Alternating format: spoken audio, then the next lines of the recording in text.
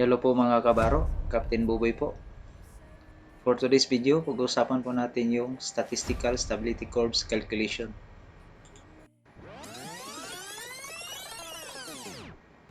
So bago po tayo mag-proceed dun sa main calculation, basahin po natin yung mga guidelines. 2, 1. Una, the calculations required by this regulation shall be based upon the stability information provided in accordance with Regulation 19 of Chapter 2-1 SULAS 1974 Authorization under Regulation 10 of this chapter.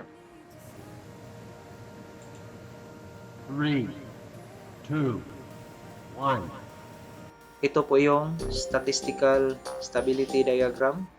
Statistical Stability Diagram is a graphical tool used in naval architecture and marine engineering to assist a ship's grain stability, which is the ability to maintain upright equilibrium when carrying bulk grain cargo, which can shift and affect the stability. So the diagram statistically represents the relationships between stability parameters, enabling ship loading decisions by identifying critical limits and risk of capsizing.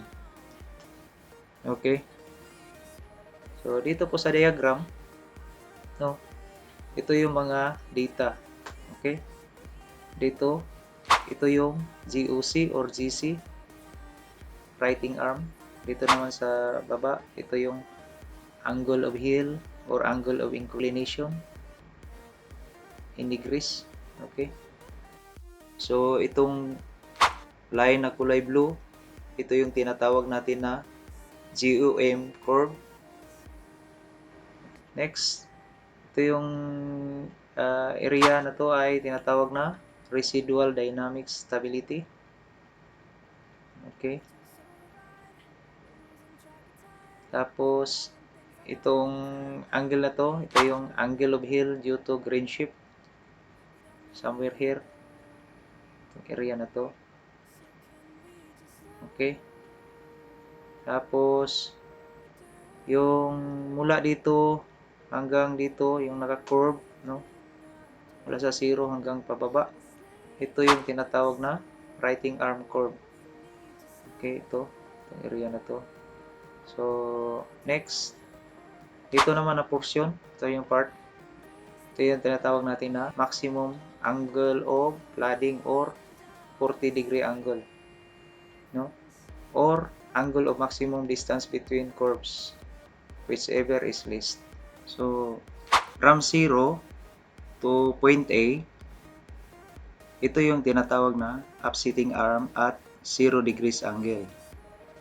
Dito naman, from this line to point B, ito yung upsetting arm at 40 degrees angle. Yung line connection between A and B, ito yung tinatawag na heeling arm curve due to transverse grain shift. Okay? So, notes.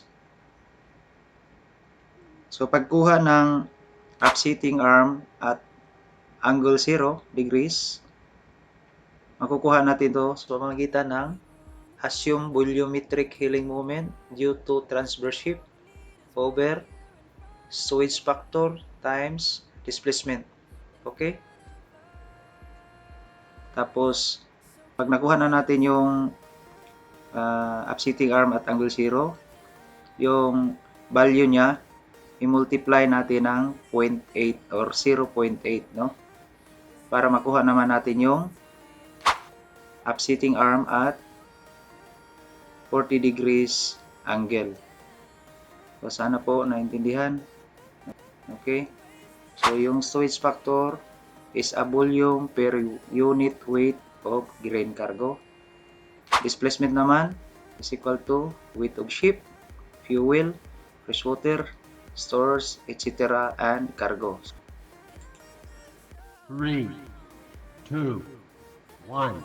Next, measuring a statistical stability diagram according to IMO Resolution A264. Using key in data for the actual displacement Obtain the values of the writing arms GC at the various inclination by the following formula. So GC equals K in minus KG times sine angle. Next, using the convenience scale, plot the value of the writing arms GC at the various inclination and draw a fair curve through the points. This is the writing arm curve. So yung curve na yun, yan ang tinatawag na writing arm curve. Indicate the angle of plodding by a vertical dash line if possible. Okay, next. 3, 2, 1. Draw the tangent line to GC curve from the origin point and extend to 1 radian, which is 57.3 degrees. Then the value of GC scale on the tangent line at 1 radian indicates the GM of initial condition.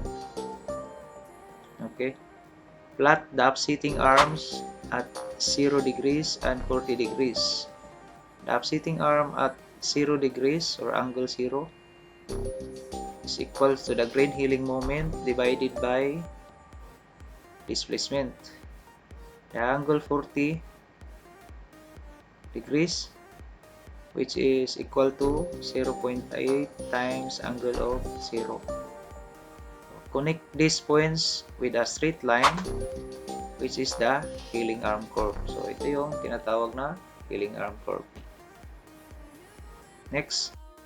3, 2, 1. The intersection of the healing arm curve with the writing arm curves identifies the angle of heel, which would result from a shift of the grain cargo.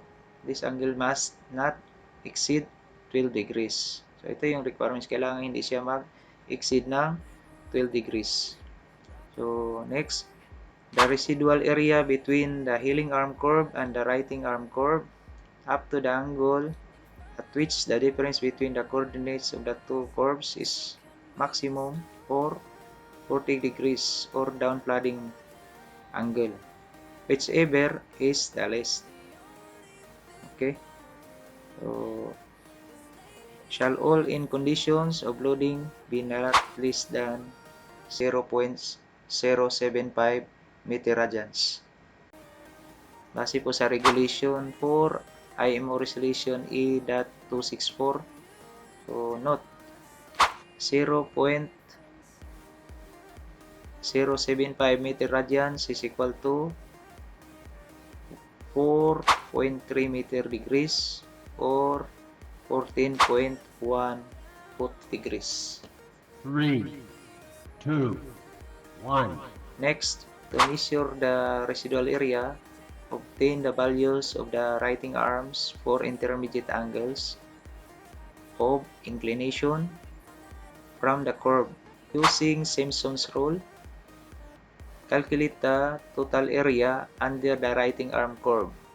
Then next, subtract the area under the healing arm curve.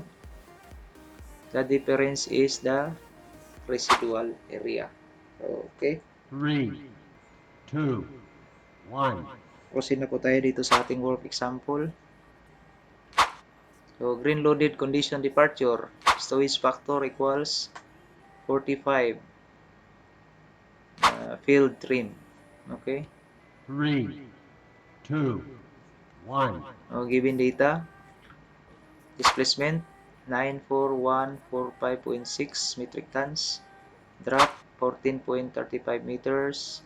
BCG or KG 11.7 meters above baseline. Pressure surface correction or GG prime 0.16 meters. The vertical center of gravity above keel or KG prime corrected for pressure surface is equal to 11.86. So ito po yung reference point natin, no? Okay, proceed na tayo. 3, 2, 1. Next na gagawin, enter the cane curves at the load displacement This is equal to 9415.6 metric tons. And lift the key-in values for each angle of heel from the data. 3, 2, 1. So sa ating example, kunin natin yung mga equivalent GC or writing arm about vertical center of gravity. So itong area na to, angle 5, 10, 12, 20, 30, 40, 50, 60 hanggang 70, nakukuha natin to doon sa key-in table, no? So may equivalent. So ito yung pinaka area na to, given na to doon sa key-in cable ng Green Stability Booklet. So doon to makukuha lahat. Kailangan mo lang siyang i-interpolate, no, according sa iyong actual drop. Okay? So makukuha mo na to. Halimbawa sa 5, no, 5 yung value ng key niya is ito. 10, ito rin, andun ito, makukuha mo na to doon. 12, 20, 30, 40, 50, 60, and 70. Okay? So, dito naman na part, yung sin theta or sin angle. Yung angle mo na to, calculate mo lang sin. O, halimbawa, sin 5 degrees. So, ito yung sagot niya. No? Sin 10 degrees, ito yun. Sin 12 degrees, ano? Ito. 20 degrees, sin 20 degrees, ito. Sin 30 degrees, sin 40 degrees, sin of 50 degrees, sin 60 degrees, no? Sin 70. So, ito yung value na to. So, pag nakuha nyo na yan, i-multiply mo siya, ito na yung pinaka-product. Okay? Multiply mo yan, sagot, no? Sagot niya. So, ito yung dito na column. So, sana nasundan nyo. Okay? So, pag nakuha mo na to lahat, no? Nakukuha mo na to lahat, i-subtract mo naman ngayon yung key-in sa nakuha dito. Okay? So, ang sagot, GC prime o corrected GC. Okay? Ito na ngayon yung ilalagay natin doon sa diagram. Yung statistical stability diagram. Okay? In meters to, in meters. Okay? Proceed na tayo. 3, 2, 1. So, ito yung sample ng key-in table, no? Key-in table. Ito yung key-in table na example sa barko na ginagawa natin na example. Example ito si Captain Buboy, MV Captain Buboy. So, yung reference drop kasi natin na 14.35 or 14.352 to be exact, wala kasi dito eh. Kaya, kailangan nating mag-interpolate. Okay? Pag mayroon dito, kopyahan nyo lang yung data dyan. Dahil wala, kailangan nyo mag-interpolate para makuha nyo yung value nya. Okay? So, 5, ito sa 10, 12, 20, 30, 40, 50, 60, 70. Nandito lang. Interpolation yung kailangan lang. Okay? So, sana naintindihan. 3, 2, 1. So, next. Kapag nakuha nyo na yung value ng GC, i-plot nyo na ito dito sa statistical stability curve diagram, no? So, itong nakakulay blue, no? Ito yung GC na value. Dito nyo i-plot, no?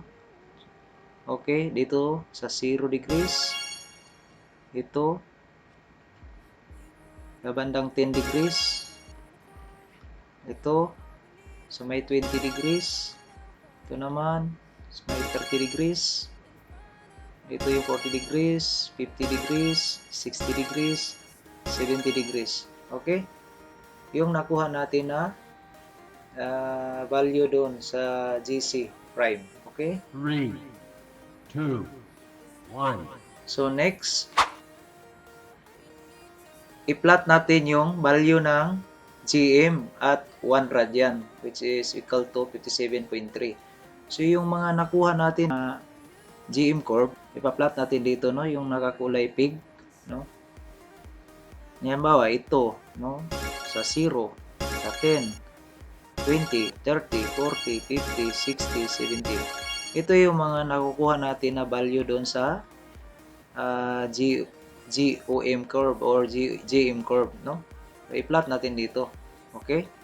Mula sa 0 hanggang 70. Sana nakuha.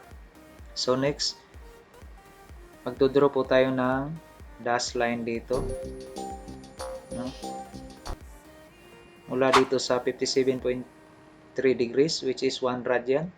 Nadalhin natin doon sa may GOM curves. Okay? So, pagdating dito, yung intersection nito, no? Intersection ng dalawa na line, ito na yung equivalent natin na GM. Ito yung initial metacentric height. Okay? Ano, Three. naintindihan? 2, 1. Next is check to ensure that the GC curves meets all the elements of the appropriate criteria. So, 5.1. The area under the GC curve from 0 to 30 degrees. So, lagay nyo dito. Yung mga GC value, lagay nyo dito. Okay. So, ito yung Simpson's multiplier according sa Simpson's rule. Okay. So, sa 0 to 30 degrees, ang gagamitin nyo ay 1, 3, 3, 1.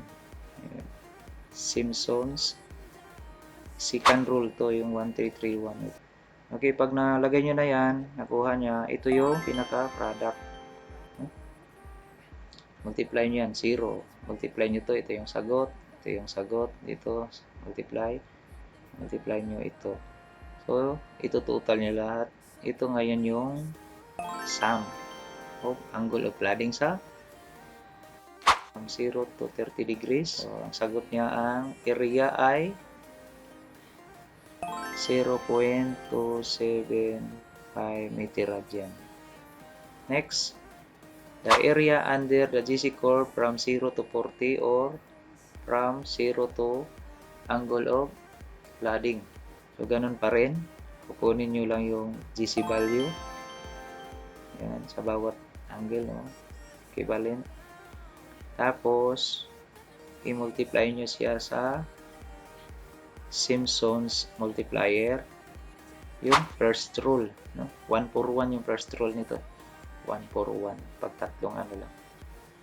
Okay, dahil 1, 2, 3, 4, 5, 1, 1 for 2 for 1 na siya.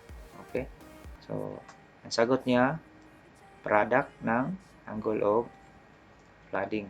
Okay, 0, 1.303, yan, 1.472, 4.081, 1.076. So, ito yung formula niya, no? Pagkuha ng area ng water plane. 1/3 times yung h o yung spacing niya, no? So, ang spacing natin dito ay 10 degrees. So, in between times 10 times so, EF or yung tinatawag na sum of angle of cladding yung sa area, cladding area divided by 57.3. Ganon din dito, no? 3/8 times 10 degrees times sum of cladding area over 57.3. So, ang sagot niyang water plane area or yung angle of cladding area is equal to 0.275 meter radian, sa kabila 0.461 meter radian. Okay, sana naintindihan. 3, 2, 1. So, if cladding angle is less than 40 degrees, calculate the area under the GC curve from angle of cladding to 40 degrees and subtract this area from 0 degrees to 40 degrees and compare this value with the required criteria. Okay. So, dito, kukunin natin yung between 30 to 40 degrees. Area under GC curve from 30 to 40 degrees or 30 degrees to angle of flooding. If angle of flooding is less than 40 degrees. So, actual area is equal to area from 0 degrees to 40 degrees or 0 degrees to maximum angle of flooding minus area of 0 degrees to 30 degrees. Okay? So, ang sagot is equal to 0.461 minus 0.275 which is equal to 0.186 meter radian. Okay? I-compare mo ito sa value ng required criteria. Next, the maximum GC value and the angle of hill at which it occurs. Pa-plot mo lang to siya doon sa diagram. So, ang lumabas 1.09 meter at 44.42 degrees bago siya nag-incline pababa, no? Yung curve. So, ito yung pinaka-peak, pinakataas, 44.42. Okay? 3, 2, 1. Next. So, stability criteria according to ISO Code 2008. So, ito yung regulations. Pabago-bago to eh. Nag-update sila, no? So, ito yung previous, no? So, yung requirement nila doon sa area under curve up to 30 degrees. So, 0.055 meter radian. Ang actual na nakuha natin ay 0.275 meter radian which is pasado tayo. So, next, area under curve up to 40 degrees or angle of flooding whichever is less. So, requirement is 0.09 meter radian. Nakuha natin doon is 0.461 meter radian. Okay? So, next, area between 30 and 40 degrees or maximum angle of flooding whichever is less. So, ang requirement ay 0.03 meter radian. Ang nakuha natin ay 0.186 meter radian. So, pasado pa tayo, no? So, next, maximum GC at angle of equal to or greater than 30. So, ang nakuha natin doon ay 1.09. Yung requirement, 0.20 meters. So, pasado pa rin. The angle at which the maximum GC occurs. So, requirement at least, no, 25 degrees. So, lampas tayo doon. So, 44.42 degrees ang nakuha natin. Next, the initial metacentric height of corrected GL. Ang actual natin ay 1.791. Ang requirement lang ay 0.150. Ito yung previous, no? According sa ISO code, yung 2008 pa to. Mamaya, meron naman silang bagong requirements. So, proceed tayo. Nakita niyo mamaya. Next, residual dynamic stability area. So, kukunin natin yung residual dynamic stability area. Okay? So, ang given natin ay storage factor na 45 cubic feet per long-ton or specific gravity niya ay 0.7973 ton per cubic meter. So, total volumetric healing moment niya ay 3361.1 M4. Next, kunin natin yung actual green healing moment which is equal to total volumetric healing moment times yung density or specific gravity ng kargada. So, this is ito. So, total volumetric healing moment is equal to 3361.1. Multiply mo siya ng density na 0.797. Ang sagot po natin magiging 2679.8 ton meter. Okay?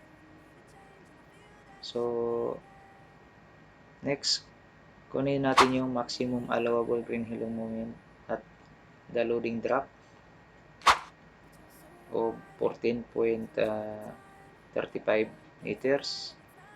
Na kg, corrected kg natin ay 11.86 meter from the allowable green healing moment table. So, ito yung nakuha natin doon, no? Yan. So, magiging given na yan. So, sa katapos yan, ang gagawin natin ay i-plot natin yung healing arm curve on GC curve. Okay? So, angle 0 is equal to actual green healing moment over displacement. So, yung nakuha natin na actual green healing moment over displacement natin. So, ang sagot niya ay 0.0285 meters. Okay? Next, sa angle 40, 0.8 times angle 0. So, multiply mo lang yung angle 0 ng 0.8. Ito ay constant, no? Ang sagot niya ay 0.0228 meters. So, ito yung ipa-plot natin doon. No? Yung tinatawag na healing arm curve. Okay? 3, 2, 1. So, next, angle of healing result from a shift of the grain cargo. So, makikita natin yung angle of healing. Ang formula niya equals tangent negative 1 or inverse tangent. Tapos, close open parenthesis, actual grain healing moment over corrected GM times displacement. So, inverse tangent 2679.8 over 1.791 times 94145, which is yung displacement. So, ang sagot po natin ay 0.911. Ito po yung tinatawag na angle of healing or angle of heal resulting from a shift of grain cargo, which is 0.911 degrees. Okay? Next. 3, 2, Residual area between the healing arm curve and the writing arm curve. Angle of heal. Mula sa nakuha natin na angle of healing arm curve hanggang sa 40, kailangan nating i-divide siya, no, into different spacing, no, different healing angle, no, para ma-calculate natin sa Simpson's rule. Okay? Mula sa nakuha natin na angle of heal kanina, kailangan natin yung kunin yung common interval. So, para makuha natin yung common interval, i-subtract natin ito sa yung 40, i-subtract natin dun sa nakuha natin na angle of heal kanina, which is 0.911 degrees. Okay? Pag na-subtract nyo na yan, ang sagot, i-divide mo ito ng 4. No? I-divide yung nakuha na nyo na sagot into 4. So, ang resulta, 13.03 yung common interval natin. Okay? So, mula sa 0.911, dagdagan natin ng 13.03 degrees. Ito yung sagot. No? So, ni-run off lang yan. Kaya naging 13.94. Run off lang yan dito. No? Tapos, dagdagan ulit ng 13.03. Ito naman yung sagot. Tapos, itong 40. So, 4 na angle of heal ang ilagay mo dito. Okay, sana naintindihan. So, itong GC na to, kailangan pa rin natin ng interpolation doon sa Kiin table, no? Kanina. So, pag-usapan na lang natin yung calculation ng Kiin table doon. Sunod na video, kasi medyo mahaba na yung video natin, no? Sa next video na lang natin i-discuss. Okay? Tapos, dito na area, ito yung angle, no? Nakalagay angle. Ito yung nakuha rin natin doon sa taas. Okay? Ito, mula sa 911, ito yung nakuha natin. Kung balikan natin yung sa taas dito. balik natin. Yan, yung dalawa na yan, no? Ito, tsaka ito. Okay? Sa 0, tsaka sa 40, angle 40. So, proceed na tayo ulit. Okay. Mula dito, ito tsaka ito, no? Yung difference niya, no? Ilan yung difference niya? I-divide mo ulit siya ng 4. No? Divide mo siya ng 4. Yun yung magiging common interval nyo. So, dahil pababa siya. So, yung pinakaano niya ay 0.00125, no? Bawat interval niya. Okay? Ito pababa. So, minusan nyo lang ng 0.00125. Ito yung sagot. Ito yung sunod. Minusan naman. Base doon sa degrees niya, no? Ana nakuha para baka magtaka ka paano nakuha to. Ito yung procedure. Ana naintindihan. Ngayon, pagkatapos niyan, kunin nyo naman yung ilagay nyo tong Simpson's multiplier. Okay, 1331. Okay. Tapos pag nakuha nyo na, i-multiply nyo siya. So, i-multiply mo lang siya. Ito kasi isa-subtract mo muna to. So, ang sagot nito is 0.008 negative, no, times 1. So, ito yung sagot, no? Kung anong sagot din dito, subtract yan, ang sign yan, no? Subtraction. Ang sagot yan, times 3 nyo, ito yung product, no? Ito rin, ganun din. Subtract mo lang siya. Tapos, i-times 3, ito yung sagot. Ito, minus din, i-subtract nyo rin. Ang sagot nito, times 1. So, ito yung sagot. Okay? So, sana naintindihan. So, ganun pa rin. Ito total nyo, yung product niya. The sum of product sa angle of flooding area. Okay? So, ito yun. Yan nga, interval of healing angle is equal to h, which is 13.03. Yung area, gagamitin natin yung Simpson's secant rule. Okay, yung 3/8. No? 3/8 times common interval times sum of product ng angle of flooding area over 57.3, which is yung 1 radian. No? Sagot 0.438. Dito na ngayon yung pinaka sagot natin sa residual dynamic stability area. 3, 2, 1. Ito na ngayon yung requirements. Requirements as per SULAS 74 and indeed 81. Ito yung mga requirements. Kailangan na less than 12 degrees, more than 0. Equal or more than 0.75 meter radian, tsaka more than 0.3 meters yung initial meter synthetic height or yung corrected GM. Okay? So, sa angle of hill, 0.911 yung nakuha natin, which is less than 12 degrees. Okay, pasok tayo dyan, pasok. So, next is residual dynamic stability area. Ang nakuha natin is 0.438 meter radian. Ang requirement is 0.075. So, pasok tayo. Next is initial metacentric height for corrected GM. Nakuha natin na actual ay 1.791. Ang requirement ay equal to or more than 0.3 meters.